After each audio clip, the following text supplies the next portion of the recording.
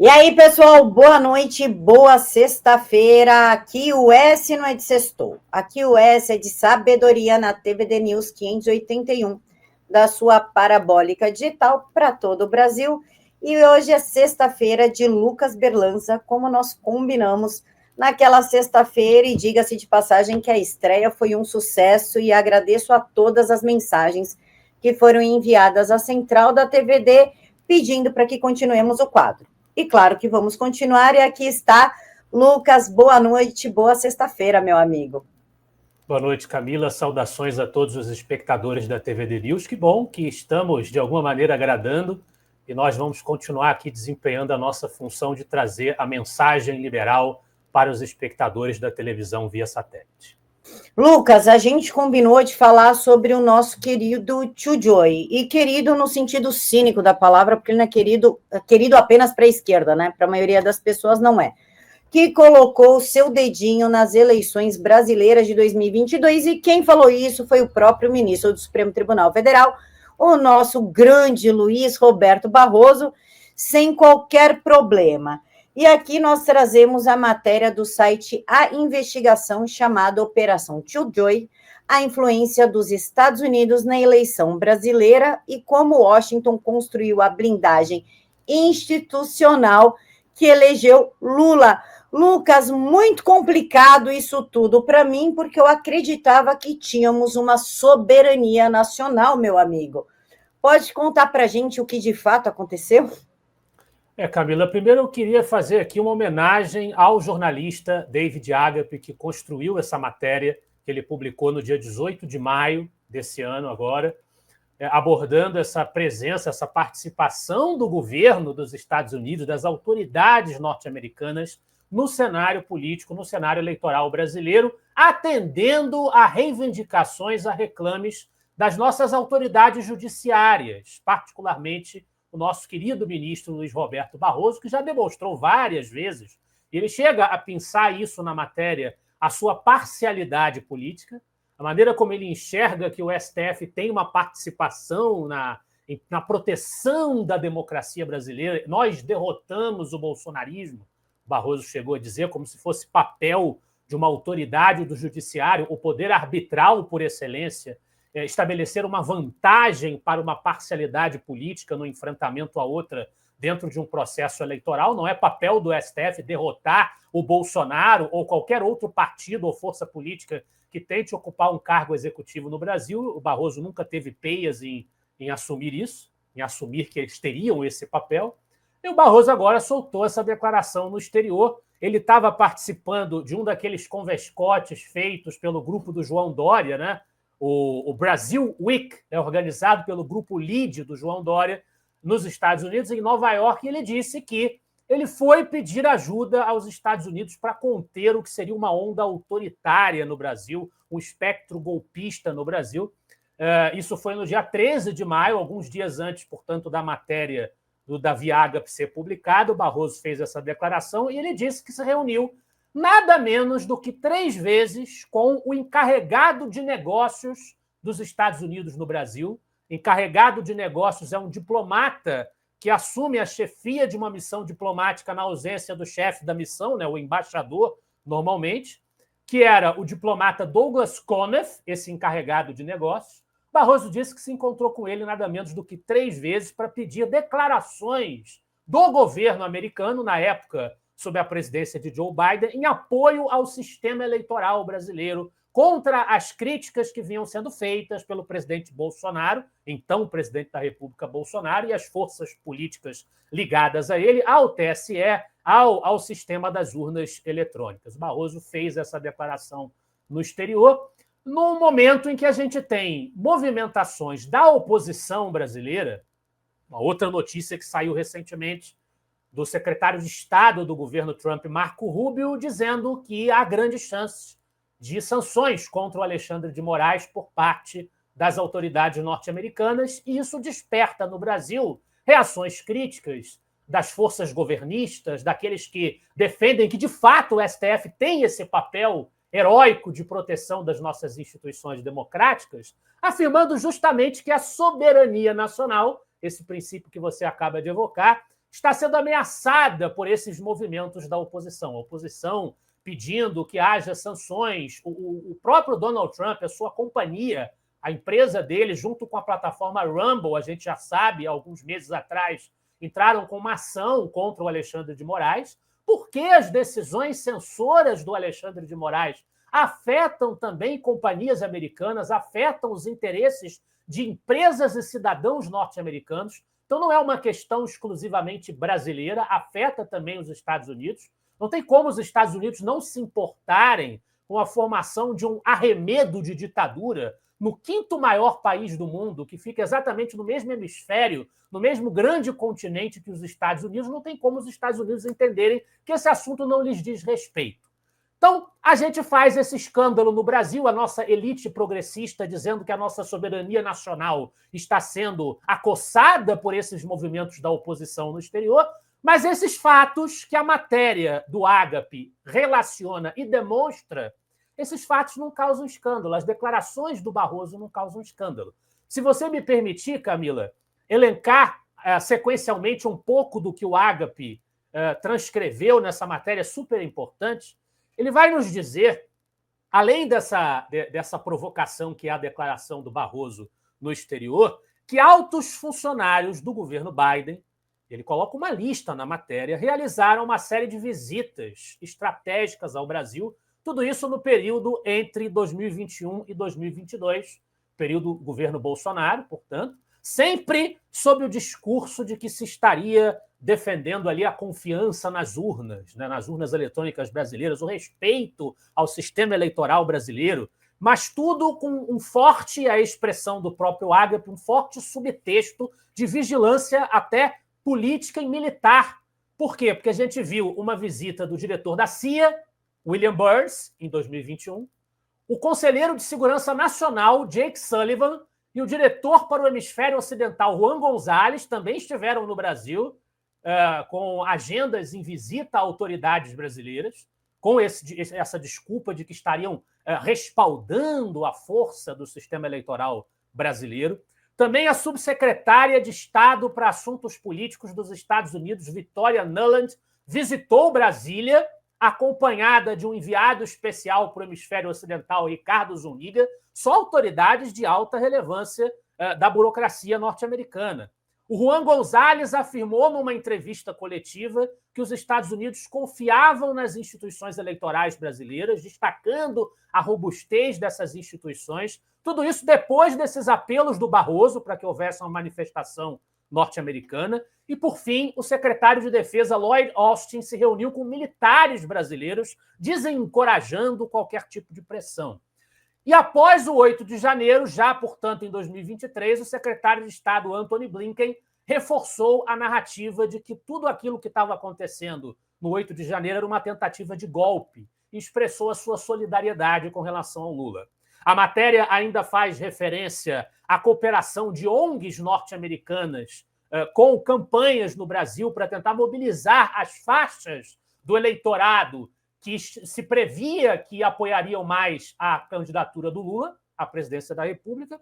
Também movimentação de artistas, tudo isso financiado por essas ONGs, apoiadas por fundações e estruturas norte-americanas. Reuniões com representantes norte-americanos para discutir estratégias nesse mesmo sentido e até a discussão, a combinação de tecnologias de censura. Essas que nós temos visto, né? E o pessoal da esquerda costuma dizer que o fascismo está dominando a internet, nós temos uma coalizão de extrema-direita dominando as big techs, mas, na verdade, a gente tem registro de reuniões com representantes da ABIN, na época, plataformas digitais, ONGs e agências estrangeiras para discutir essas estratégias de combate à desinformação.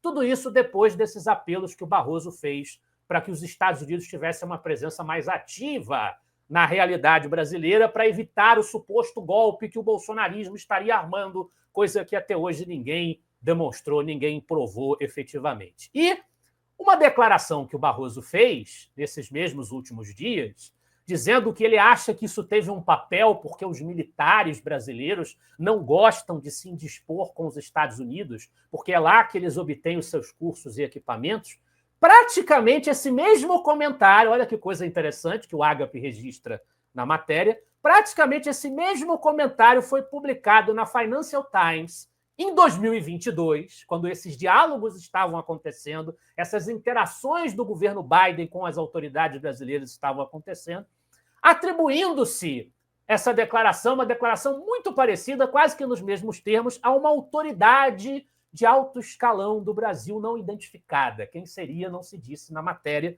né, dando conta dessa mesma questão dos militares. Isso sugere que como diz a matéria do Agape, o Barroso leu essa declaração e começou a repetir como se fosse um mantra, ou era ele, a tal autoridade não identificada que fez essas declarações. Uma autoridade, repito, do judiciário, que não representa diplomaticamente o Brasil, não é chefe de governo do Brasil, embora ultimamente pareça que o STF tem mais importância do que os outros poderes, efetivamente. Infelizmente, por uma disfunção institucional, é o que parece. Então é aquele negócio, Camila, são sempre dois pesos e duas medidas. Quando é a oposição, tanto ao autoritarismo judiciário quanto ao governo Lula, que faz articulações no exterior, é uma abominação, é uma agressão à soberania nacional. Agora, quando nós temos as escâncaras descrições de interações indevidas de autoridades nossas com o governo anterior dos Estados Unidos, com as autoridades norte-americanas, com a burocracia, com as ONGs, nós temos campanhas internacionais a favor da candidatura do PT, aí não tem problema nenhum. Isso me lembra muito alguns fatos históricos, se a gente for olhar, por exemplo, para o famoso golpe de 64, em que nós tivemos uma reação militar contra uma suposta alegada conspiração de esquerda, uma conspiração inimiga, os militares fizeram um movimento para uma intervenção. Isso é tratado pela historiografia como um golpe fascista do mal demoníaco da extrema-direita militarista brasileira. Agora, alguns anos antes, em 55, houve um golpe que foi para garantir a posse do Juscelino, e efetivamente o Marechal Lott, que deu esse golpe, ele passou a presidência para o Juscelino depois, é uma diferença entre os dois acontecimentos. Mas, objetivamente falando, se a gente olhar para aquele episódio, o que aconteceu foi uma força militar dando um golpe de Estado, controlando prédios públicos, para deter uma suposta conspiração de uma força adversária, de uma força inimiga. Como é que a historiografia trata esse episódio de 55? Como um golpe preventivo, salvador e protetor das instituições brasileiras. Então, sempre quando um determinado lado faz uma coisa praticamente igual, o tratamento é diferente. É o que acontece hoje também. O tratamento é diferente. Aí a soberania nacional não foi violada, não há qualquer risco, não há qualquer questionamento ou escândalo a fazer. Excelente, Lucas. Lucas, por falar em escândalo e coisas diferentes, também queria falar contigo sobre concorrência pública ou teatro ensaiado. Inclusive, é o tema do seu Reels no Instagram do Instituto Liberal, onde tu fala sobre o livro O que é o Liberalismo, do Donald Stuart Jr., e eu gostaria também da sua visão sobre a história de licitação, se é concorrência pública de verdade ou se é coisa já pré-marcada, digamos assim, um teatro ensaiado, como tu mesmo dizes. Tu pode falar um pouquinho para a gente sobre isso? Então, Camila, esses rios que a gente tem feito estão, aliás, se concluindo, essa série está se concluindo. Nas redes sociais do Instituto Liberal, a gente tem continuamente séries de pequenos vídeos comentando literatura, comentando teoria liberal. A gente fez um anúncio disso no nosso último programa. Nesse, especificamente, a gente está abordando uma série de argumentações que o Donald Stuart Jr., que é fundador do nosso Instituto Liberal, fez numa conferência em 1987 sobre os grandes problemas brasileiros. Ele fez comentários sobre o cenário nacional, discutiu algumas questões sempre à luz de uma perspectiva liberal. Isso está no apêndice dessa obra, desse clássico dele, O que é o Liberalismo, que a gente recomenda a todo mundo que tem interesse numa introdução mais simples acerca do pensamento liberal. Ele lá abordou o monopólio estatal do petróleo, que acabou no Brasil. A gente hoje não tem efetivamente um monopólio estatal, a vaca sagrada da Petrobras continua sendo uma empresa estatal, mas nós não temos mais o monopólio da exploração do petróleo, da atuação nesse setor nas mãos do Estado. Há abertura, pelo menos na teoria, para que exista a concorrência. Também o monopólio da operação de câmbio, que acabou, foi substituído pelo câmbio flutuante. uma das reformas importantes dos anos 90, que foram tocadas a partir do governo Collor, passando pelos governos de Itamar Franco e Fernando Henrique Cardoso, e que fez parte, inclusive, do famoso tripé macroeconômico que ajudou ali a consolidar os efeitos do Plano Real no governo de Fernando Henrique Cardoso. Mas algumas coisas, embora tenham avançado, né, outras nem tanto. E um dos detalhes que o Donald Stewart comenta nesse apêndice que menos avançaram de lá para cá, exatamente são os detalhes envolvendo as nossas licitações, as nossas concorrências públicas para que as empresas possam desempenhar determinado serviço numa obra de construção de uma adutora, de construção de um prédio público. Enfim, qualquer tipo de obra que você vai envolver. Por exemplo, as nossas famosas empreiteiras, que são protagonistas nos escândalos que apareceram nas últimas décadas do Brasil, os escândalos, por exemplo, da Operação Lava Jato. Quando você tem uma licitação, nós sempre temos despertadas as acusações de corrupção, de ilícitos envolvendo a vitória de determinadas empresas para prestarem esse serviço. Nem sempre o brasileiro entende bem por que isso acontece, o que é que permite que esse tipo de escândalo se perenize na máquina pública brasileira. E o Donald explica esse cenário para nós nesse apêndice, nessa parte do seu apêndice. Ele vai fazer uma comparação entre as concorrências públicas para obras, para serviços, no Brasil e no exterior, tomando, por exemplo, os parâmetros do Banco Mundial.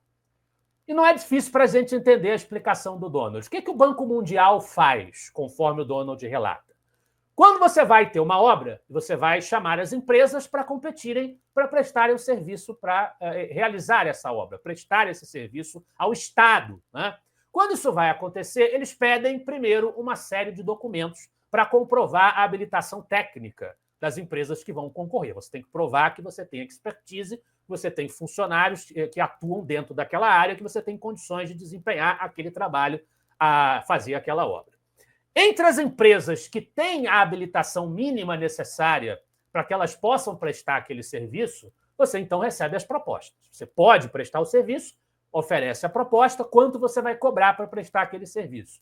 E muito simplesmente, parece óbvio, mas nós vamos ver que não é, né? Muito simplesmente, a melhor proposta de preço vence. Quem cobrar menos, o Estado vai contratar para prestar aquele serviço. Vence a licitação, vence a concorrência. Desse modo, todas as empresas que conquistam a habilitação mínima para tomarem parte do processo de concorrência pública, elas tentam oferecer o menor preço. Já se sabe que elas podem prestar o serviço. Então, elas tentam oferecer o menor preço e não ficar inflando o preço para dar margem para algumas pessoas tirarem recursos do orçamento para botar no bolso, sem ter qualquer utilidade para o projeto em si. Então, funciona assim no Banco Mundial. Como é que funciona no Brasil, que é o que descreve o Donald, que, infelizmente, esse tipo de problema continua acontecendo? Como é que funciona por aqui? Começa do mesmo jeito. Você pede uma proposta técnica que vai apresentar os mecanismos para que aquele serviço seja prestado por aquela empresa. A empresa tem que oferecer a demonstração de que ela, em teoria, ela tem cacife para fazer aquele trabalho e uma proposta de preço. A empresa já, de partida, já tem que dar essas duas propostas. Só que a proposta de preço é feita de uma maneira, digamos assim, mais criativa do que o Banco Mundial desenha. O preço fica limitado a um intervalo que é de 10% abaixo do orçamento previsto pelo Estado para a execução daquele serviço, daquela obra, e 10% acima do orçamento previsto. As empresas só podem apresentar preços dentro desse intervalo. Qual é a lógica que as pessoas usam para justificar esse critério? A lógica é a seguinte: quem pede um preço muito baixo, abaixo, portanto, de 10% abaixo do orçamento, você imagina que a pessoa vai acabar não entregando o serviço que prometeu. A empresa vai acabar não cumprindo o que foi estabelecido. E quem oferece um preço muito alto, naturalmente não é aceitável, porque aí a gente tem, né, uma lógica até aceitável, até razoável, você não está usando o teu dinheiro para contratar, né? É o dinheiro do Estado, é o dinheiro do pagador de impostos. E são obras públicas, é o serviço público. Então, você não vai querer um preço exorbitante. Ninguém iria querer na iniciativa privada, também não se deveria querer no Estado. Essa é a teoria por detrás. Teoria, prestem atenção. É a teoria por detrás desse critério. Muito bem. Só que o Estado, quando ele vai apresentar o orçamento básico para você fazer esse cálculo, se você está 10% abaixo ou 10% acima do orçamento, ele já estabelece de partida um valor muito alto para esse orçamento, um valor muito generoso, que é a palavra que o Donald usa na palestra dele, um valor muito generoso para esse orçamento. E, no fim das contas, como o valor já é alto de partida, o próprio Estado está dando de bandeja para as empresas um valor alto, todo mundo que vai concorrer, bota aspas nesse concorrer, todo mundo que vai concorrer para prestar aquele serviço, para desempenhar aquela tarefa pública, coloca um preço 10% abaixo do orçamento, que já vai ser alto de qualquer maneira. E todo mundo empata no preço que é oferecido, todo mundo empata num valor 10% abaixo do orçamento. Aí a escolha da empresa vencedora desta disputa é uma escolha feita com base na proposta técnica. E não há como enganar ninguém no sentido de que, mesmo que você fale, você floreie, você enfeite, nós montamos, então, uma comissão técnica para avaliar as propostas técnicas, mesmo que você enfeite dessa maneira, na prática, com todo mundo empatado e tendo uma comissão de seres humanos, como diz o nome, são humanos, eles são falhos, eles são subjetivos, eles têm sentimentos, eles têm relações pessoais, eles têm preferências. Essa comissão fará uma escolha que terá um peso muito subjetivo. De maneira que é muito fácil, em havendo uma armação prévia, é muito fácil garantir que acabe ganhando a disputa quem já se queria que ganhasse desde o começo. Basta que você prepare um projeto técnico que você já sabe que vai ser aprovado, você acerta isso antes, e aí todo mundo vai estar no mesmo valor, não é uma competição por preço. No fim das contas, essa comissão vai dar o prêmio para quem já estava destinado a recebê-lo desde o princípio. E nisso nós temos a combinação para que aquele valor já inflado ele vá acabar parando no bolso de quem não merece. A gente sabe muito bem como é que funciona. Esse tipo de critério subjetivo, então, favorece a disseminação da corrupção quando se trata das licitações nas nossas obras e serviços públicos. Amigo, por falar em prêmio, vou te dar um prêmio. Tu quer ser papai reborn? Quer ser papai de bebê reborn? Pelo amor de Deus, né, Camila? Por favor, né? É um prêmio! Quando eu era pequeno, eu até tinha uma criação de Tamagotchi. Não sei se você se lembra do Tamagotchi. É um precursor do bebê reborn para criança, né? Mas os pais acabavam cuidando até mais do que a gente, né? Do bichinho. E era um bichinho eletrônico, mas você não tinha que levar ele no hospital, levar no SUS, né? Não tinha que ficar trocando fralda do bonequinho. Ele é um boneco eletrônico, totalmente eletrônico dentro de um dispositivo, né? O Tamagotchi.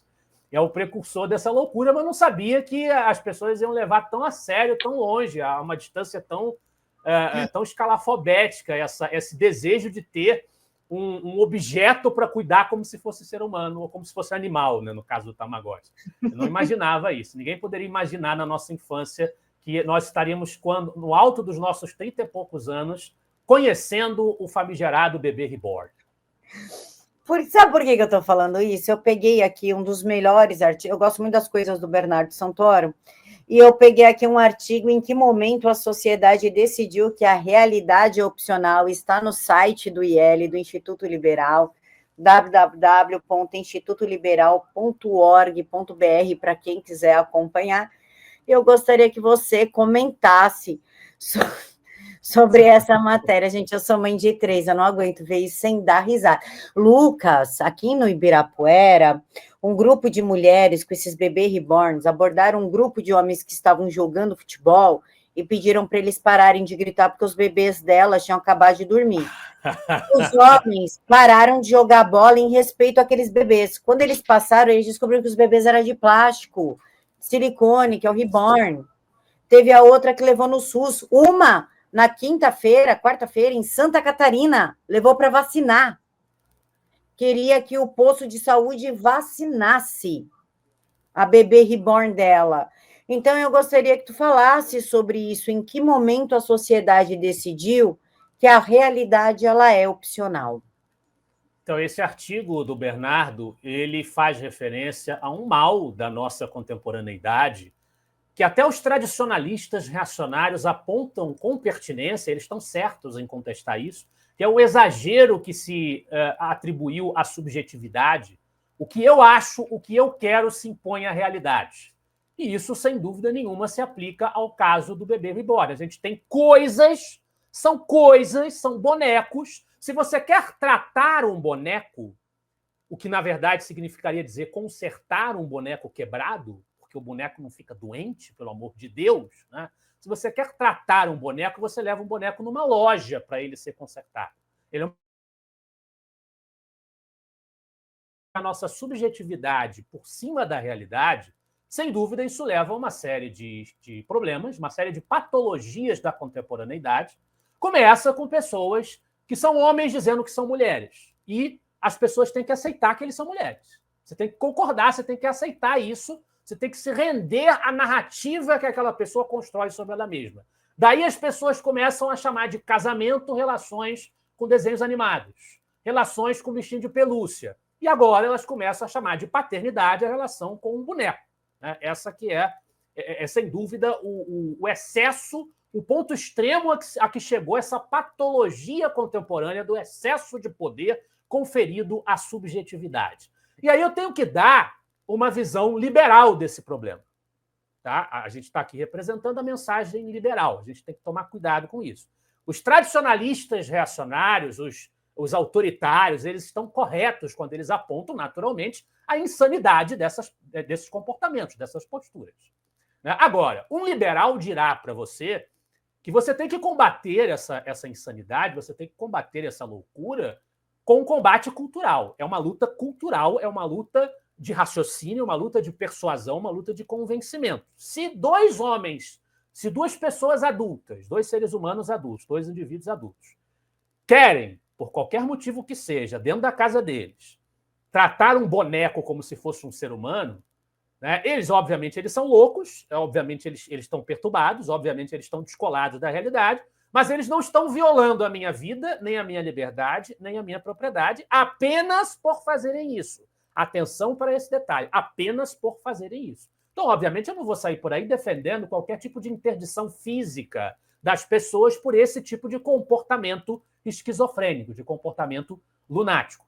Mas, a partir do momento em que esses papais de bebês reborn começam a levar as suas crianças, que não são crianças, para serem tratadas em fila de hospital no SUS, a partir do momento em que isso acontece, já passa a haver uma violação dos direitos fundamentais dos outros indivíduos da sociedade, porque existem pessoas naquela mesma fila esperando para serem atendidas de fato, porque elas de fato ficam doentes, elas de fato morrem, elas de fato precisam de medicações, elas não são coisas, elas não são bonecos. Então, quando essa patologia começa a perturbar a vida dos outros, e a gente pode, evidentemente, entrar aqui numa discussão liberal e libertária. Nem todos os liberais e libertários têm a mesma visão sobre a saúde pública. É um tema que divide opiniões. Né? Você vai ter os anarcocapitalistas que vão defender a eliminação completa do Estado. Se você for um anarcocapitalista, você é contra a existência de qualquer tipo de serviço de saúde prestado pelo Estado. Um liberal clássico, não. Ele admite que exista um serviço de saúde em que o Estado tem algum papel, pode ser um papel de gerência direta ou, preferencialmente, como dirão os economistas, por exemplo, da Escola de Chicago, o Milton Friedman, um grande nome que defende essa tese, você pode fazer uma atuação indireta do Estado através do voucher. O Estado oferece às pessoas o recurso diretamente para as pessoas escolherem consumir o serviço de saúde que elas desejarem. Ok, você pode ter diferentes opiniões sobre isso, mas a realidade brasileira hoje, como o nosso Estado funciona, de acordo com o que a nossa Constituição determina, como as nossas instituições operam, nós temos uma saúde estatal, nós temos um serviço de saúde oferecido pelo Estado, tanto do ponto de vista das pessoas terem acesso a ele, quanto da própria gerência, é estatal, são hospitais estatais, hospitais públicos. E o SUS é o sistema de saúde que vige no país, que é mantido com os impostos de todos os brasileiros. Nós pagamos por esse serviço e, portanto, em teoria, nós temos o direito a esse serviço. E quando esse serviço é perturbado pela loucura dos outros, os nossos direitos estão sendo, consequentemente, por tabela, perturbados. E nós não podemos admitir isso. Aí passa a ser o bebê reborn um caso de polícia. Porque se esse pessoal lunático leva essas coisas para serem tratadas na fila, prejudicando as pessoas que estão esperando para serem atendidas, a coisa já ultrapassa a esfera privada, já ultrapassa os domínios do seu soberano lar, já passa a afetar os outros cidadãos. E isso a gente não pode admitir. E como liberal, não há contradição nenhuma em a gente defender que essas pessoas sejam devidamente tratadas como criminosas, que é o que elas estão sendo.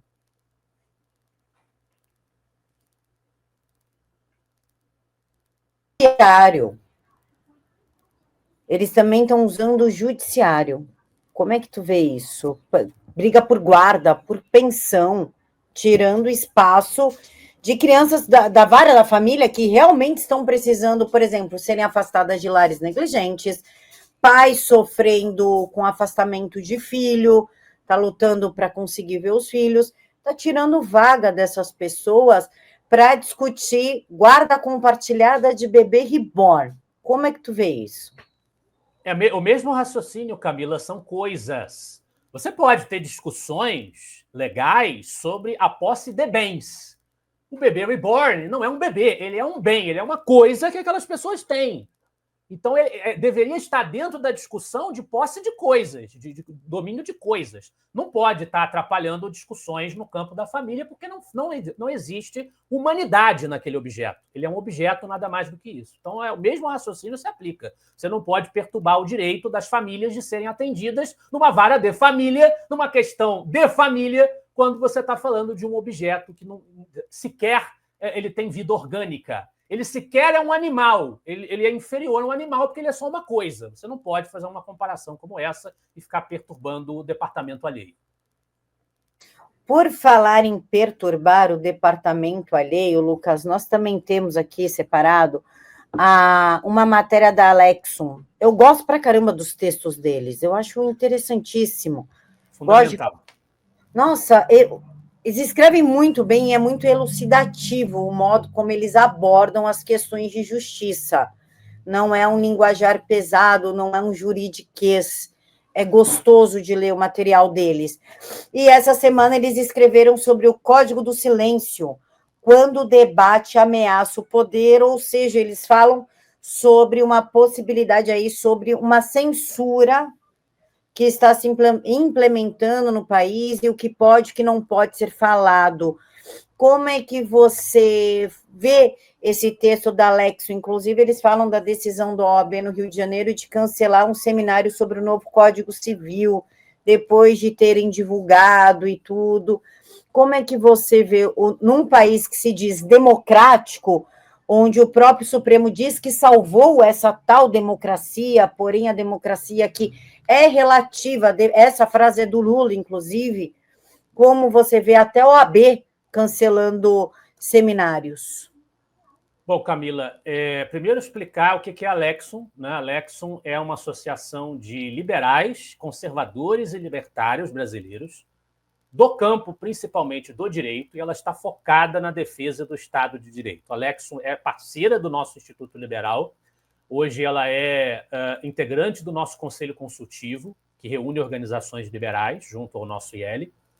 E nós temos replicado textos publicados pela Alexum. Muitos deles são de autoria do meu querido amigo Leonardo Corrêa, advogado, presidente e fundador da Alexum, e um antigo membro e colunista do Instituto Liberal, uma figura de altíssimo gabarito, que é também o autor desse texto que você está destacando aí na tela, que foi publicado no dia 16 de maio no site do IEL, replicado das publicações da Alexum, em que ele discute esse incidente que aconteceu com a discussão do novo Código Civil. Na verdade, tudo no bojo dessa questão do artigo está a proposta no bojo da discussão de uma reforma abrangentíssima no Código Civil brasileiro, que é um projeto encampado por uma figura que a gente até parou de ouvir recentemente falar a respeito dela, mas, pelo visto, os males que ele representa e representou vão continuar estendendo seus efeitos por muito tempo, que é o ex-presidente do Senado, Rodrigo Pacheco. Você deve se lembrar dele, né, Camila?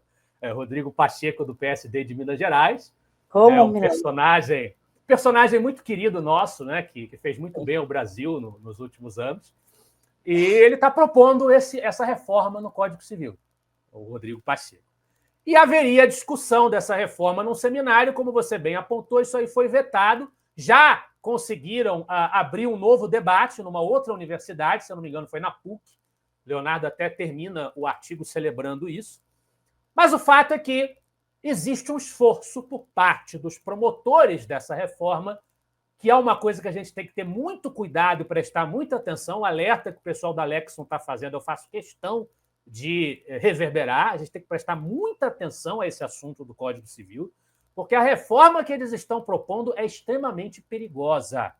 A gente tem que tomar cuidado com isso, a importância do Código Civil. Código Civil que existe desde Napoleão, o famoso Código Civil napoleônico, pós-Revolução Francesa. O que é o Código Civil? Qual é a importância do Código Civil para nós? O Código Civil nada mais é do que um conjunto de normas jurídicas que regulamenta as relações privadas entre pessoas, seja a pessoa física, seja a pessoa jurídica.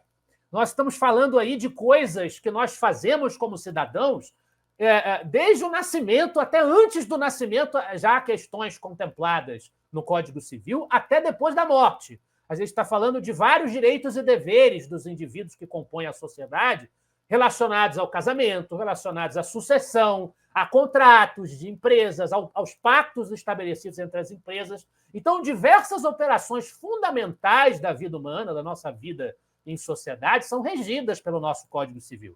Então, é a base do nosso direito civil. Daí a importância fundamental desse texto. A gente não pode descuidar desse texto. E o projeto de lei número 4 de 2025, liderado pelo Rodrigo Pacheco, capitaneado pelo Rodrigo Pacheco, ele altera, prestem atenção aos números, 1.122 artigos dos 2.046 do Código Civil que atualmente está em vigor. O argumento para fazer essas mudanças todas é que nós precisamos adequar o nosso direito civil às transformações sociais.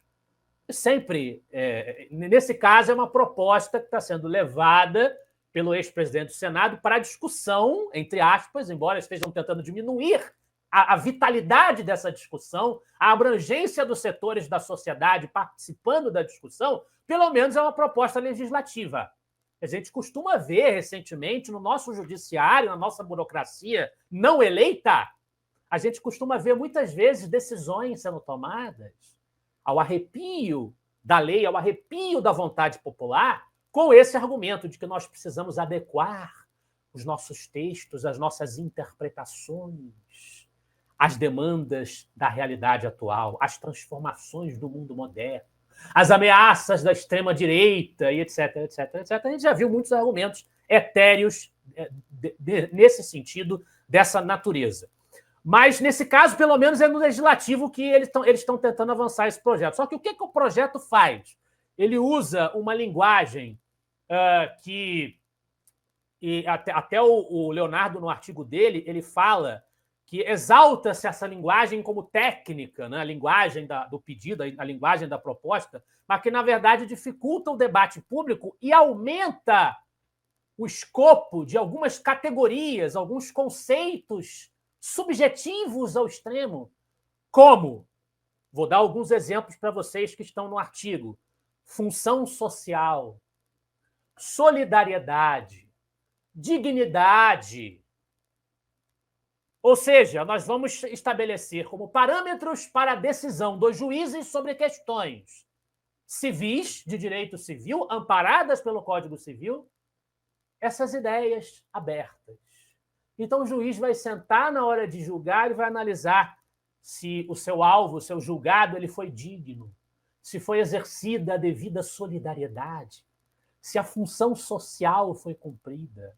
Esse tipo de linguagem que parece técnica, parece bonita, parece moralizadora, é uma linguagem que esvazia o conteúdo da norma e aumenta a discricionariedade do árbitro.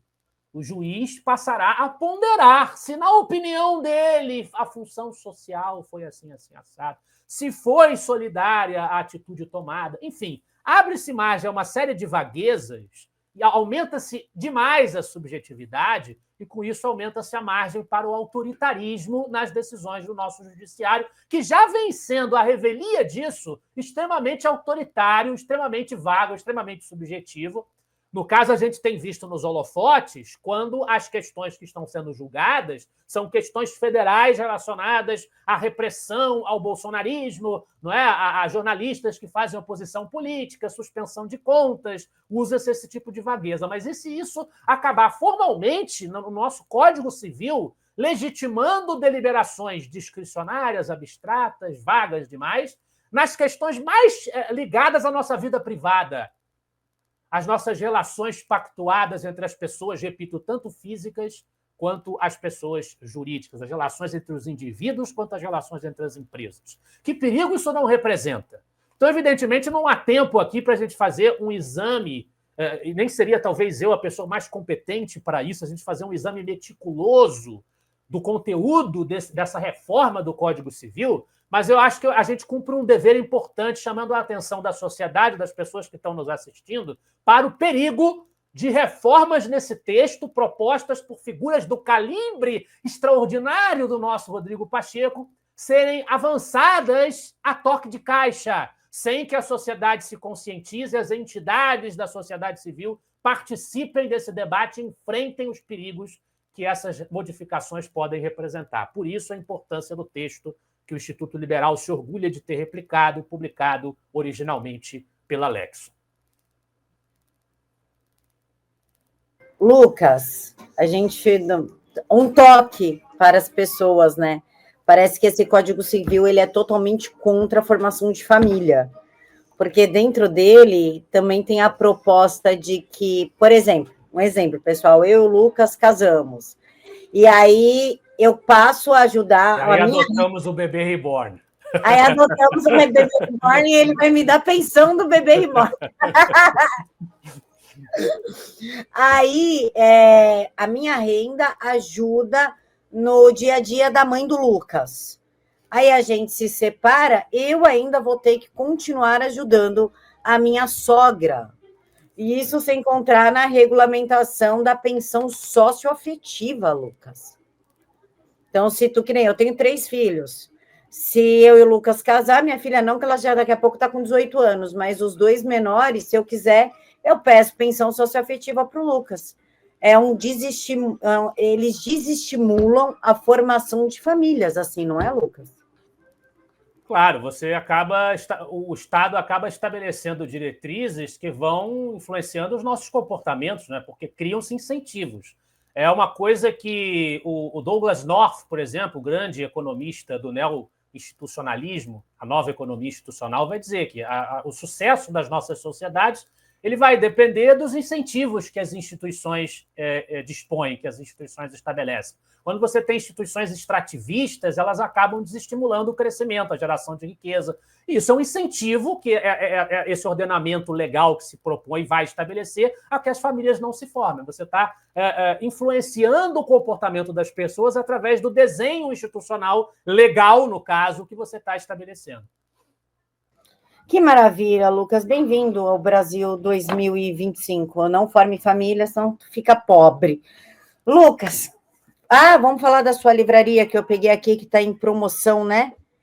Esqueci disso, gente. Eu adoro promoção de livraria, porque já deu para perceber que eu tenho um pequeno vício em livros. Então, a livraria do IL, livraria... Oi? Esse é um vício bom. Melhor livro do que balada, do que bebida, do que droga. Pelo menos, né? Estou me alimentando de alguma coisa boa, nutrindo de alguma coisa boa. Pessoal, livraria institutoliberal.com.br estão com descontos muito... Essa livraria está com desconto muito bom, ó, 60%, 53%, uns descontos bem altos. Esse livro, Breve Manual do Conservadorismo, eu tenho ele aqui, de 55 por 35,20, ou seja, está praticamente doado um livro desse, porque ele é excelente, é do Russell Kirk. Então, quem quiser está aqui, livraria institutoliberal.com.br, está em promoção. Quer indicar algum livro, Lucas, para a gente mostrar em tela? Bom, já que você falou do Russell Kirk, por que você não mostra aquele ali amarelo do Kirk? Esse aqui. Eu tenho esse também.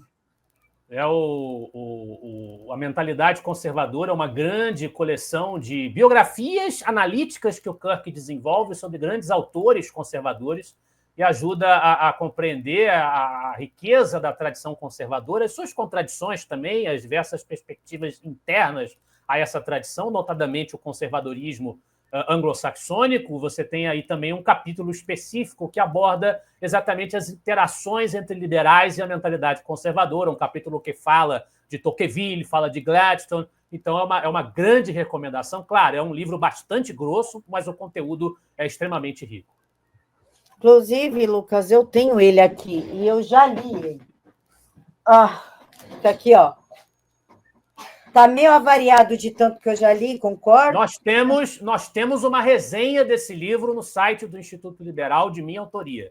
Basta procurar lá, digitar na área de busca do site do IEL, digitar a mentalidade conservadora, vocês vão encontrar a minha resenha lá.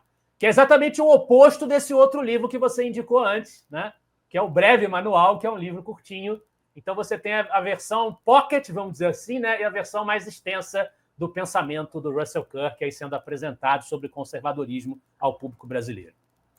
Pessoal, compra os dois, começa pelo Breve Manual para fazer um esquenta, e aí depois vocês vão para o do Kirk mesmo, a mentalidade conservadora. Eu já li ele está meio avariado, coitado, porque também ele serve muito de consulta, né, Lucas? Está com dúvida, consulta sobre pensamento conservador, tudo, tu entra aqui, dá uma consultada, é um livro denso, é um livro que vale muito a pena ter também para consulta, coloca na prateleira, para fazer resenha, ele é muito bom, principalmente de determinados temas, e também quando tu tá com dúvida ali num debate, principalmente de rede social, aquela plagiadinha assim, ó, para mostrar que tu tem conhecimento, que tu não é um direitista qualquer, um direitista tabajara, né, Lucas? É uma obra de referência, sem dúvida. Meu amigo, esqueci de te perguntar alguma coisa, tem alguma coisa que não foi comentada que tu deseja falar? Não. Acho que já recado está dado. Por hoje, vamos ver os desdobramentos internacionais dos últimos incidentes, das últimas declarações do nosso secretário de Estado, Marco Rubio. É uma figura que se notabilizou na sua carreira política pelo interesse na América Latina, até por questões familiares. Ele tem ali origem familiar de imigração, né? Então, vamos ver o que vai sair disso. E que reação terão os nossos verdadeiros governantes do Brasil hoje, as verdadeiras autoridades do Brasil hoje, que são os nossos togados. Tô doida para ver a história da lei Magnitsky, não sei falar esse negócio, mas esse negócio aí, Magnitsky, acho que é Magnitsky mesmo. Esse negócio horrível de falar, mas isso vai prejudicar muito o Alexandre de Moraes, então nós estamos torcendo e pedindo a Deus para que dê certo. Lucas, os arrobas, onde a gente encontra o Instituto Liberal. Bom, o arroba do nosso Instagram, no caso do Instituto Liberal, Instituto _Liberal. Deixa só eu confirmar aqui, peraí. Eu vou colocar em tela. Só estou dando um zoomzinho aqui. É isso mesmo, Instituto _Liberal. Você encontra a nossa página no Instagram. Nós temos também YouTube, naturalmente, do Instituto, onde esses rios também são replicados, que a gente publica lá. Você pode acessar também, naturalmente, o meu Instagram, Lucas Berlanza, e também muita coisa eu replico no meu Instagram, principalmente as minhas próprias publicações. E nós temos também Twitter do Instituto Liberal, a mesma coisa, Instituto Liberal. Você encontra lá todos os nossos conteúdos e, claro, o nosso site oficial, institutoliberal.org.br. Então é isso, pessoal. Espero que vocês tenham gostado. Sigam o IEL no Instagram. Eu gosto de seguir no Instagram. O Twitter eu só deixo para arrumar encrenca com os outros e sair. É o famoso posto e sumo. É para isso que eu uso o X. Agora, para me informar, para estar por dentro das coisas, eu prefiro o Instagram, que eu acho uma rede mais, né? mais palatável, mais fácil de entrar num debate, sem ter que ofender a mãe de alguém, a 10ª geração de alguém. Eu acho mais saudável o Instagram. Então, sigam o Instituto Liberal. Lucas, mais uma vez, muito obrigada pelo seu tempo. É um grande prazer e eu que agradeço. Saudações a todos. Pessoal, então é isso. A gente se encontra aqui na TVD News novamente segunda-feira. Fiquem todos com Deus. Tenham um excelente final de semana. Que Deus abençoe a todos e até mais.